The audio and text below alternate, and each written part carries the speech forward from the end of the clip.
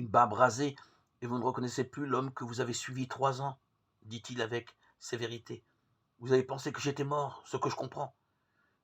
Mais vous êtes rentré chez vous pour reprendre vos anciens métiers, comme si les 3 années que vous avez vécues avec moi n'avaient été qu'un songe. Quel berger vous faites! Un orage, et vous courez vous mettre à l'abri en laissant vos troupeaux dans les champs. Ils fondirent en larmes, y compris ceux qui ne le connaissaient qu'à peine, comme le fils de Pierre. Mieux valait pour le moment s'abstenir d'autres reproches afin d'éviter ces épanchements. Quant à leur expliquer comment il avait survécu à la croix, mieux valait n'y pas songer.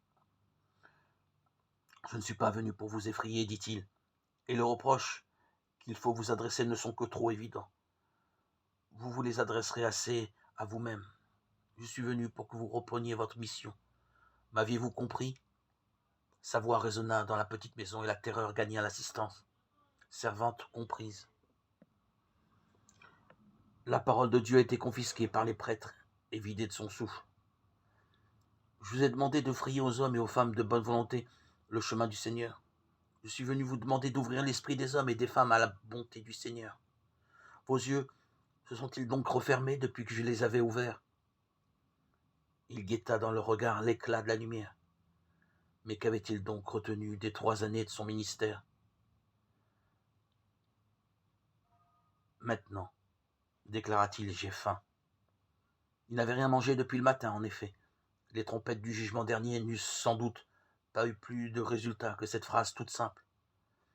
L'agitation s'empara de nouveau de l'assistance et frisa même l'incohérence. La préparation du repas fut laborieuse, à l'évidence. Les femmes se demandaient si un mort ressuscité mangeait vraiment comme les autres.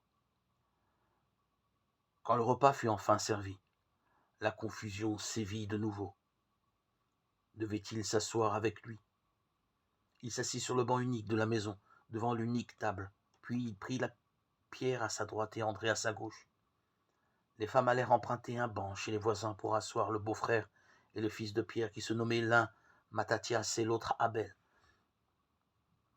Il versa le vin dans un gobelet de terre cuite et y ajouta de l'eau. Ils l'observèrent les yeux ronds, tandis qu'il buvait. Il se mit à rire, mais même son rire les épouvanta. Confus, ils burent aussi.